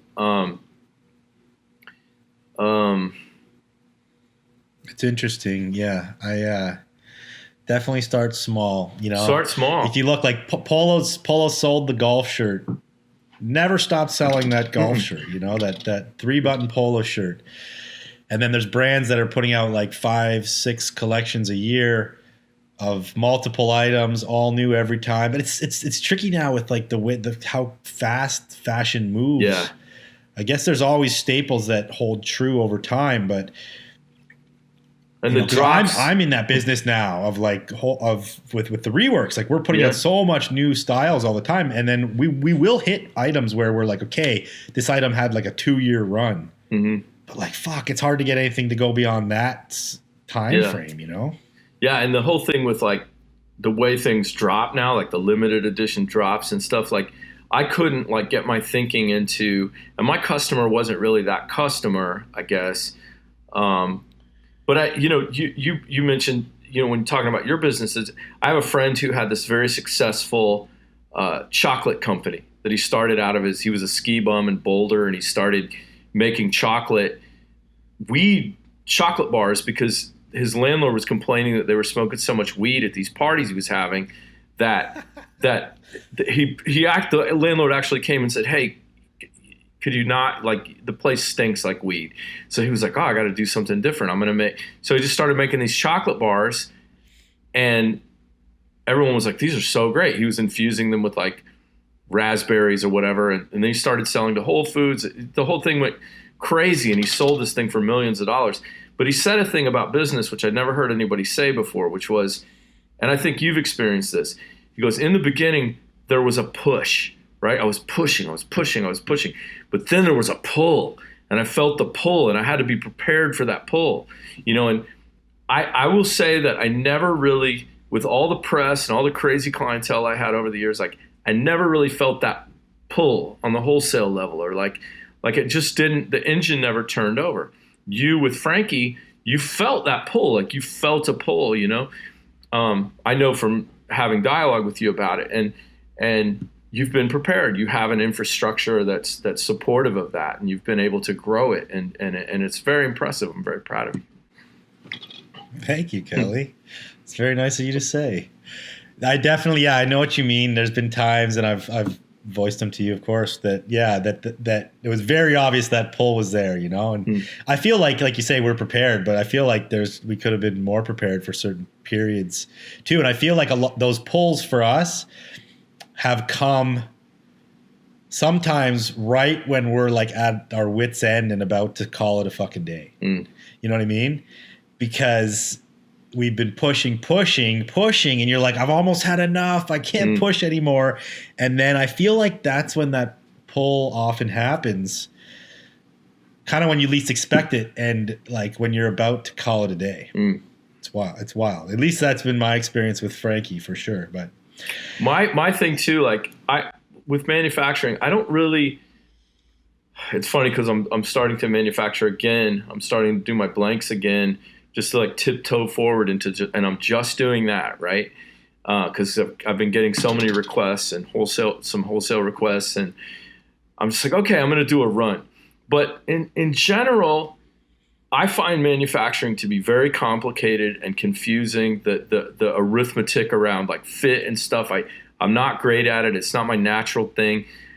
What's always fallen back to for me is vintage. Like when I encounter people, they're like, "Oh, you're the vintage T-shirt guy," or and there's a part of me that's wanted to like transcend that and go, "No, that's not all I am," you know. And so the manufacturing has been like, at times, almost like me trying to validate myself, or like an ego thing. Like, well, I've got this name that people know. I have to manufacture, and that's the way to grow it, you know. But in reality, that may not be my fate. You know, I may not have that acumen around manufacturing. And, you know, my friend said something to me a couple of years ago. We were talking about business, and she used this analogy that I thought was brilliant. She was like, you know, I look at some people and they are industrial farmers. They're able to operate this massive farm with like all of these crops and all these animals, and their mind is able to manage that thing. Me, I'm a small farmer, she said. She said, I can only look after so many pigs and so many cows and so many crops. And I've got to be okay with that, because I just can't manage that big, like, that's not who I am, and for me, it's been about coming to terms with, like, okay, like, this is the part of it that I love. I love vintage t-shirts, and that's okay. Like, I love it. And I love doing that. And it doesn't define me in some negative way that, like, I'm just buying and selling vintage. Like, it's cool, and I do all these other things, like, I have other creative pursuits and stuff, but, like, this is something that I enjoy, that I'm able to make a living doing, and that's okay. I don't have to be a big farmer. I don't have to be, I used to compare myself because I had this big clientele, and, people knew who I was and whatever. And I was like, well, I have to grow, and I have to be like this other brand. And, like, otherwise it's nothing. It doesn't mean anything. But in reality, it's like, if you're able to, like, make a living doing something that you love, it doesn't have to be this big thing, like, I think that's something you just come to terms with over time, with age, that it's like, it's okay. Yeah, I love that, dude. And I think a lot of times what we're doing in those, like, moments, thinking that it has to be something else, is comparing ourselves, like you said, to other people. And then, like, it's outside influence that gives us that false sense of we have to be something that we might not want to be, or that isn't aligned, or whatever, right? Yeah. Like, it's my vision of what I think they're thinking maybe I should be doing, or whatever that is, that screws it up, when it's just like, you should just do what's going to make you happy. Yeah. Compare and despair, right? That's what they say. Compare and despair. It's like, almost nothing, like, I mean, I guess some people look at, you've heard people say that, like, I saw that guy doing that and it motivated me and inspired me and made me work harder or whatever. But I think most of what comes out of comparing is not positive. It creates negative self-image. It creates fear and anxiety. And, I don't think it's a positive motivator in most cases. Yeah, I agree. I love that, Kelly. So I wanted to shift the talk here into another area of styling and kind of personal shopping. We know you've been in this business a long time. You've had the 2 stores. You had successes and you had setbacks. Through this whole life you've lived, you've been around an amazing array of celebrities, musicians, actors, actresses, also, like, brands. Like, you've worked with probably lots of big corporate brands. And, the world of styling and the world of selling to celebrities is so idealized and so, like, put on a pedestal in the vintage game. I got a shirt on the Kardashian, or I got a shirt on this movie star, or whatever it is. And it's like, we all are sort of, it's great marketing. You can't deny that. It's good marketing. I want to know, like, your experience with it, how your time in that world, you're still in that world, but, what's it like? Is it cracked up? Like it's sort of put out there in the world, and, give us your take on it. Well, there's a lot of different questions there, right? So there's styling, which is, styling a client, which I've done a little bit of, which is, like, actually dressing someone, choosing selections of outfits for, like, photo shoots or touring or, like, whatever. And that's its own animal. It's very hard, schleppy work, a lot of running around. You're dealing with personalities that are difficult sometimes, not all the time. So that's one thing, right? And then, I think that's great. I think what you nailed on the head. These things are all different. You're defining these roles, different roles. So, and as stylists, from my experience, like, we've dealt with plenty of them as a vintage store, because they want to come borrow, buy vintage. I'm sure a lot of people listening to this have dealt with the stylists over the years. So, okay, continue on. And then there's when you say personal shopping, I guess, it's similar, like, what is, you're presenting somebody with options to buy or whatever. I don't know that I've really done that so much, but selling to celebrities is been a big part of my business. But it's just another sale, right? Like for me, like it was always like this, trying to do this balancing act of like, I've never gifted people stuff, like occasionally if I was homies with somebody, I would give them something or whatever, or, sell at cost but the whole idea of like, for me, like I was trying to create a brand, like if you tag vintage, right, it's one of a kind, right? I can't sell another one of those things, right? Like I never really found value in like that marketing aspect of it. I mean, I never really got a lot of value out of selling to Kanye or Travis Scott, or, we would repost these photos when I had like social media people, my staff members working on the social media. That's why I say we, and, I sold a lot of those grails to those guys that then became things that people were looking for, and that almost creates a Frankenstein because it drives the prices up, on those particular shirts. But I never got, me personally, like I know other people maybe have, but I never really got a lot of value out of people tagging or reposting vintage, because then people come and look for that one thing. And if you don't have it, like what, maybe you get more followers a little bit, but I didn't really, I got to the point where like, I look at it as another sale. That's it. Like it doesn't, and maybe because that person has more money, they can buy higher end stuff or whatever. But, and I was certainly conscious of having that clientele, and that was an asset, but I'm not going to act like I didn't know like, that's important to have or whatever. But I just look at it like, it's just commerce. Yeah. In the beginning, it was exciting. You don't, for sure, give, like having Winona Ryder sitting on the floor of your store, like going through shirts, and like you're like, oh, she's dope, she's cute, like this is cool, like and there's some cachet to that, but ultimately, and also you eventually have developed some personal relationships with people, but it's just same as a relationship with anybody else you would develop, and you say that you don't gift things, which is a good point to discuss here. Why don't you give things? Because then that's expected. I don't think that was just always my policy. Like I don't, gifting vintage is pointless. Maybe now it's a little different with social media. Like maybe somebody will post something and tag you, and then it'll direct traffic to you. But I just never saw really the value in it.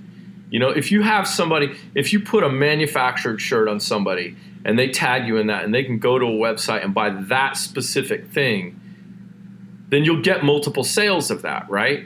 In some cases, not. I had one of the shirts that I made. So to clarify here, would you gift a Kelly Cole brand manufactured piece? I would do that sometimes, definitely. Yeah, but not the vintage Correct. Piece, because they can't, like you said, there's no more of those to go buy.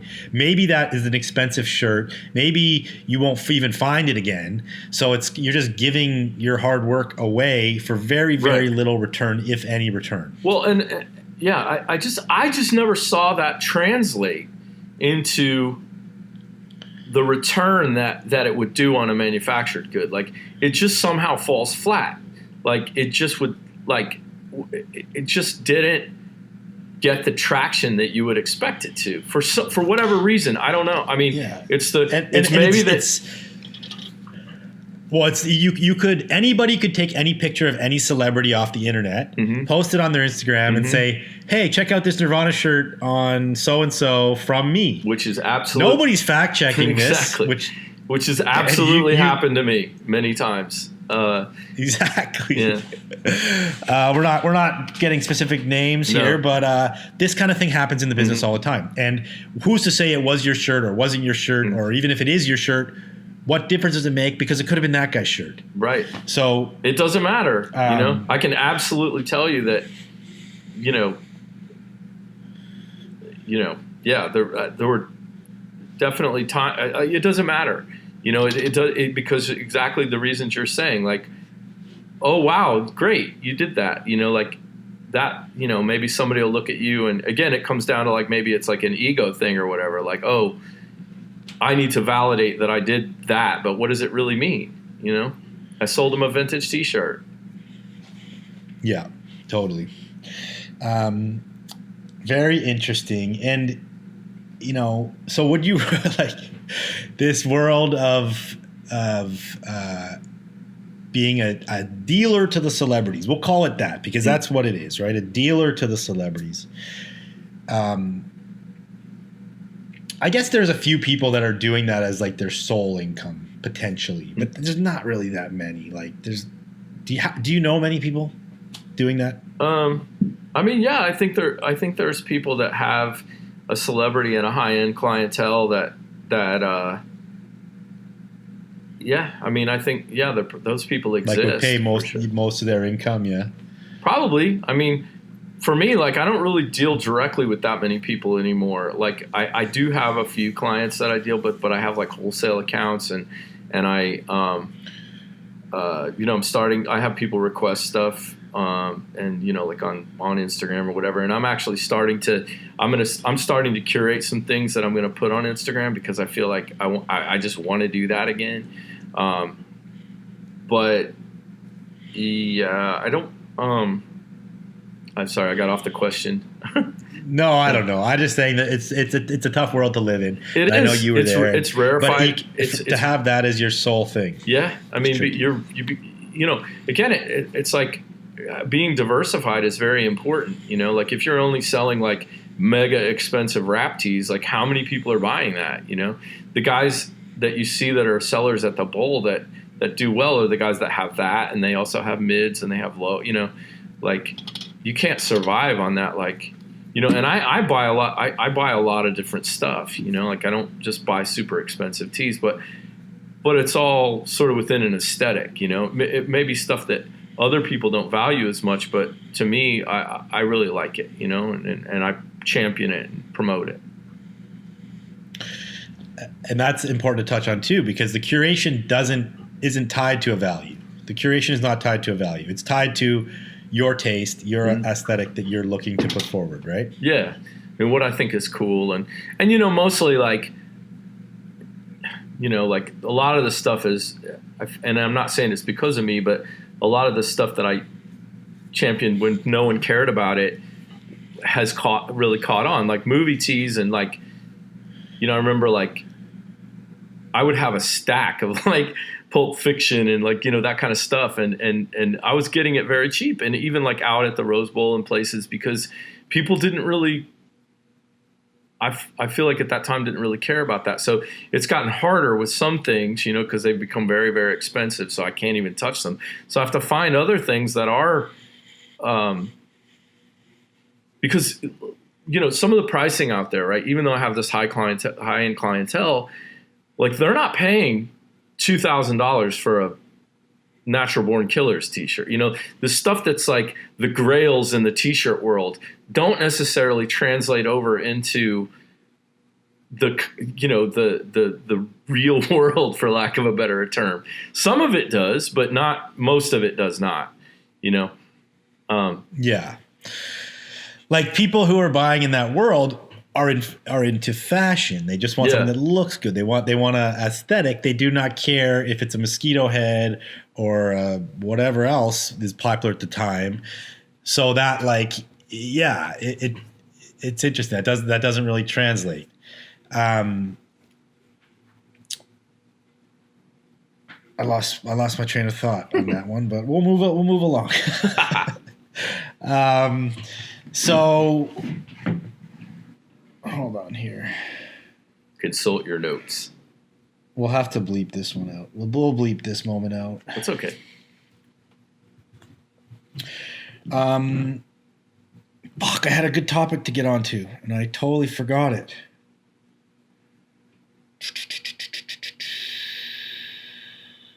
Anything you want to cover that we haven't got into yet? I mean, I got a couple more notes still, but... No, I can't think of anything off the top of my head. Oh, I had a really good topic to jump into. T-shirts. Oh, okay. Well, let's just go here. Okay. So you're a super OG. Obviously, you've been in this for a long, long time, longer than myself and my brother, even though we grew up in it, but we weren't like heavy into it even back in those days, you know, like you were. Well, I don't know. You guys have been in it for a long time. And your story is... we were like, I guess true. Like Jesse was selling early 2000s. So, I mean, it's similar time frames. Yeah. So, you know, but even from the beginning, you were heavy into T-shirts. You were heavy into that world. You've seen umpteen millions of T-shirts go through your hands while you're picking and while it's going on. And you've seen the people come and go. And you've seen being in LA, it's like such a fashion center of the world, essentially. You've seen all the different trends come and go. So, you know, we had a crazy year, 2020, kind of touched on that. Like, you know, where do you see it going? And like, obviously it's changed so much for you. It's changed for everybody. You know, where do you see the future of this game? Well, you know, it's funny, like there have been several points over the years where people have, because I've always been selling T-shirts with, you know, it took a dip for a couple years, but really for 20 years, I've been buying and selling T-shirts at that level. Prices have gone up on a lot of things, but you know, people, there have been several points where people are like, oh, this thing's going to bottom out, right? Oh, this is going to end. No, people are going to, but it never has. T-shirts never have. Denim never has. Like, it's shifted from 517s and 646s and 684s back to 501s. 501s have always been big in Japan, but like then it got domestically really big with, you know, and then it was like expanding from XX to made in the US to the, you know, there's always room for, when there's one thing that's lacking, it expands and it seems to include like the parameters get moved, right? And so like with T-shirts, like it got moved to 90s and now like 2000s, like are we still going to see the crazy prices that people were paying on lives for Aladdin T-shirts and whatnot? Like probably not. But is there always going to be a market for vintage T-shirts? Yeah, people love vintage T-shirts. You know, and the good news is they made a lot of T-shirts. You know, for every pair of jeans people had, they had how many T-shirts in the 70s, 80s, 90s, you know? Like there were a lot made. You know, bands that toured made a lot of shirts. You know, there's where do I see it going? I mean, I think that, you know, the parameters will move. Early 2000 stuff will start to, you know, become more and more desirable as the kids that experience that as their thing, like, you know, get older.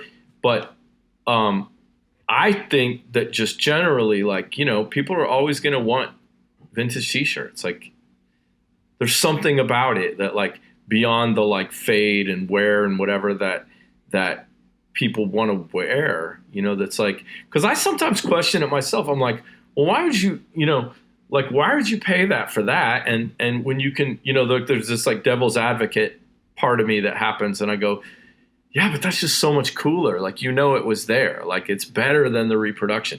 It was at that concert or it was in that, you know, that's a real promo from that video game or whatever it is, you know, like there's just something about that, knowing that it's connected to history in a way that like we don't have that much history culturally anyway, as a country. Like as a you know, popular culture is our history and our stamp, our trademark. because America's a young country, right?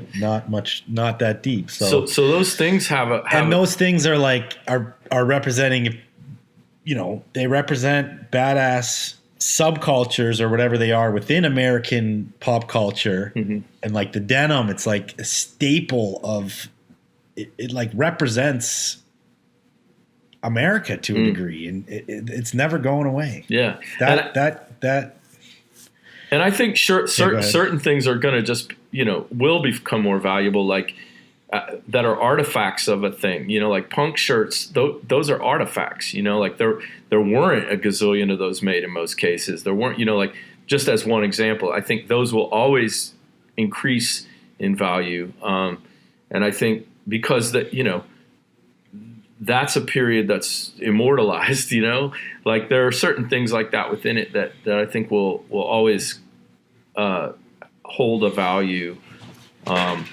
So give us a couple more predictions, Kelly. You got anything else you think is going to go up in value or down in value? Well, I just think personally, I think like the Marvel stuff is like, that can't sustain. I mean, already, like I see the same stuff over, and I'll ask just out of curiosity. There's some that I think are really beautiful, and I'm like, no one's paying you that money. No one's giving you that money. Like that, I just feel like I see the same ones over and over and over, and that's got to start to come down. And I mean, there's a couple shirts over the past year that I knew guys had that they were asking huge money a year ago, and I was able to negotiate this year to get, So I think that, I think that definitely the Marvel stuff is going to come down. I don't know. It's tricky. It's tricky when you go to the future projections. What's going to come up? What's going to go down? I don't want to say rap tees because I think there is a lot of desire for those. Grunge shirts seem to be like holding, or in some cases improving. But the inflated things like Disney and Marvel, like I just don't see that there's that much desire for that stuff out there, Yeah, and there's so much Disney stuff out there, And when you look at it, like people have great memories of Disney. It's like everyone who went to Disneyland or whatever those memories are tied to. But it's not badass. It's not cool. It's just not fashion. Cool. That all over print Aladdin shirt is goofy. It's like you're not going to get like, you're as you said, it's not really fashion. I mean, to one person it is fashion, right? Like, look, I mean, I love Jeremy Scott and I love a lot of what he says, but like, maybe his customer like wants that, I don't know, but yeah, it just doesn't feel like that's sustainable. Like I it's think a very it different probably world already from what you've done. Like you've stayed in the rock and roll lane to a degree your whole career. Yeah, for the most part. But I do buy Disney. I do buy like a lot. I love those like all over print, Tiny Toons shirts and stuff like. I think those are art. I think they're rad. But like, just the like movie like the Lion King promo or the Aladdin promo going for so much money, like it's like, nah, I can't. Totally. Totally. Okay, so Kelly, I will be seeing you in another week at the Rose Bowl. Very excited. Very excited. This is like so much time with you lately. We just spent a week in Toronto. Oh, I got to ask about Canada. You came up to Canada. Yeah. And, you've been to Canada before, but, give us your take. What do you think of Canada? Are all the stereotypes true? I love the people. Are we all just really nice? Everybody's great. I had a great time. You guys put on an amazing show. I'm not saying that because you did it. Like it was epic that you pulled that together and had that many people come through and the vendors do as well as they did on such a short notice. Like in the location it was in, it was like, wow, man, that was amazing. And big shout out to Mark and Jesse and the Old Clothing Show for that one. Yeah, and that was sick. And I mean, I was amazed at how many vintage stores there are in Toronto. We went to at least 20 stores, and I couldn't believe, like in LA, I can't think of 10 good stores. Like, I was amazed. And I was amazed at the influence of like the round two culture on the aesthetic of what people were doing, like the influence that Sean and those guys have had. is amazing. And I was just Toronto is a microcosm of like the vintage world. There's so much stores there. There's so many people selling. There's more than in New York. There is a lot of stores. There's more than in LA. Yeah. You know, I would say so. I mean, there seems to be a ton of rag there, and there's a lot of guys in the game there. It's pretty interesting. Like, and there has been like it has a deep history. Well, first in the garment production business way back, and then in the rag business. So there's a lot of people there. There's a lot of dealers. A lot of the old dealers had Toronto on like their route as part of their buying trips. You know? And I loved it. I thought it was awesome. I mean, I want to go back in the summer and experience it when it's warmer. I was pretty cold while I was there. Yeah, we had a snowstorm. Yeah, in the middle of the event. Well, it was great to have you in Canada, Kelly, because you know we're always throwing the word hoser around. So we finally got you up there. Yeah. So what's next, Kelly? What's on the docket? What's coming up? Coming up in my life. In your life, you know, just hitting it hard, vintage buying, and I'm going to be going to Europe this summer for a bit. Probably going to see Jesse in London. That's exciting. Yeah, that's awesome. Yeah, I mean, okay, we got to say, so if anybody listening, anybody out there wants to try to test their eye and see if they can sell Kelly something that matches his curation, hit him up on Instagram. The Instagrams have been sitting on the screen the whole show already, so definitely hit him up. Go follow Kelly, and see if you can sell him something. Do you have any? One last thing I would like to talk about. Okay. Is mental health. You want to go there for a sec? Sure. Absolutely. Okay.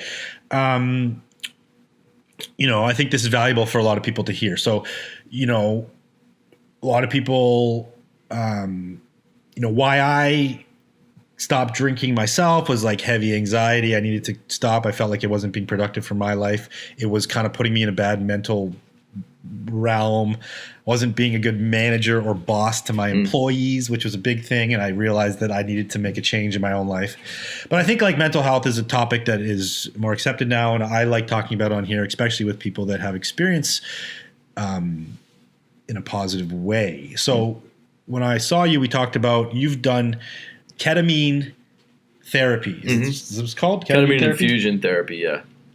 Okay. I've definitely I struggled with depression and was diagnosed with treatment-resistant depression. So I would have bouts of depression that were very difficult and were resistant to conventional means. And so I did do ketamine therapy, and it was a game changer. It was life changing, for sure.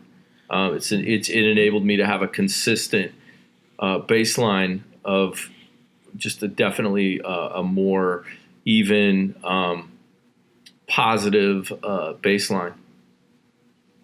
So when you say like treatment resistant, so over the years trying different things that work for a minute but don't work, and then whatever, and the doctors had said like we've kind of exhausted our means on this problem. Right.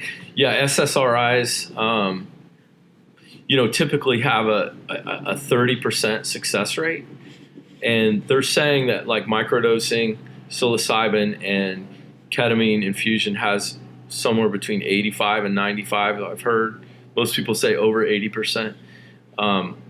And, you know, the psychiatrist that I work with had said that in addition to, well, she said that of 400 patients she had recommended ketamine for 12 other people and myself.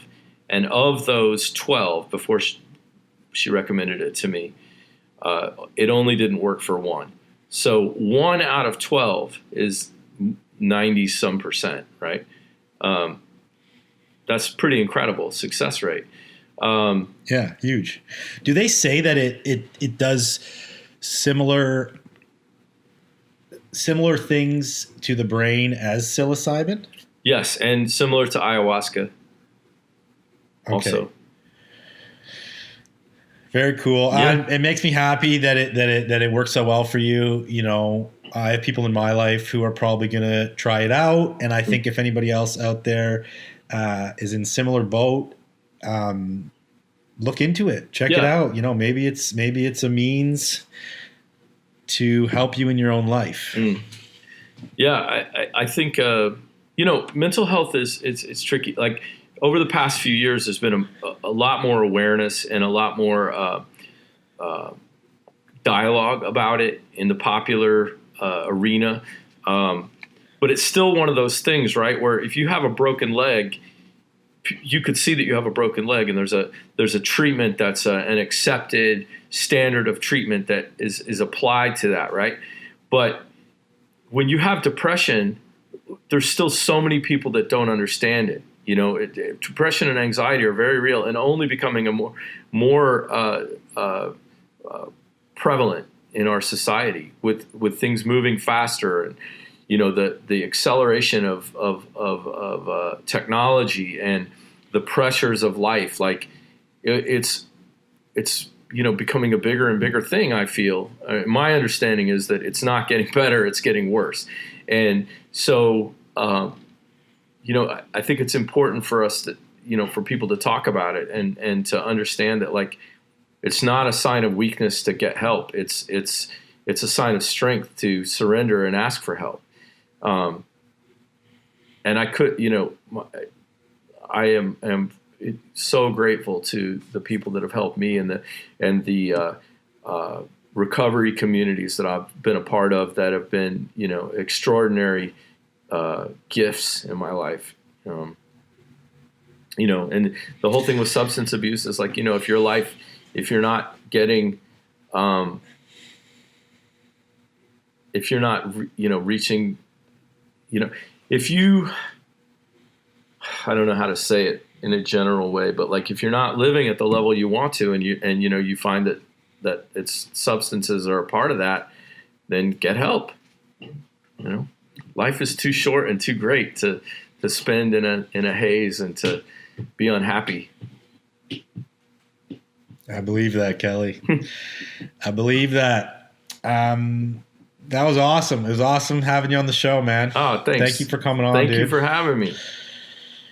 And is there anybody that you want to thank, last minute shout outs here before we end? I just want to thank everybody I've met on this journey. You know, it's been a lot of fun. You know, you know, all the people I meet everywhere I go in this business. It's most always a pleasure. Yeah. Yeah. Well, it's been a pleasure being your friend for all these years. Yes, indeed, man. You know, a lot of people come and go out there in this business, and we've managed to stay tight. And I look forward to coming and hanging out with you all the time. And I'm sure, indeed, same. Always look forward to seeing you. And I know you've touched a lot of other people in this business the same way, because, you know, you're out there, you're picking, you're doing it, you're going to the fleas, you're at the Rose Bowl almost every time. You are a staple to me in this world, so I appreciate you, Kelly. I appreciate you too, Drew. Thank you to everyone for tuning in. Much appreciated. You're going to have to wait till next week for another one. I got tons of great guests lined up for you. This is 3 weeks of consistent episodes. Wow, look at me go. If you guys want to support the show, you can support for as little as $2 a month. Patreon link down below. Kelly answers some bonus questions on the Patreon. One is his major top tips for opening a retail location. Another one is his top vintage stores in the LA area. You don't want to miss those. They're on the Patreon now. Thank you guys again, and we will see you next week on another episode of Vintage and Stuff.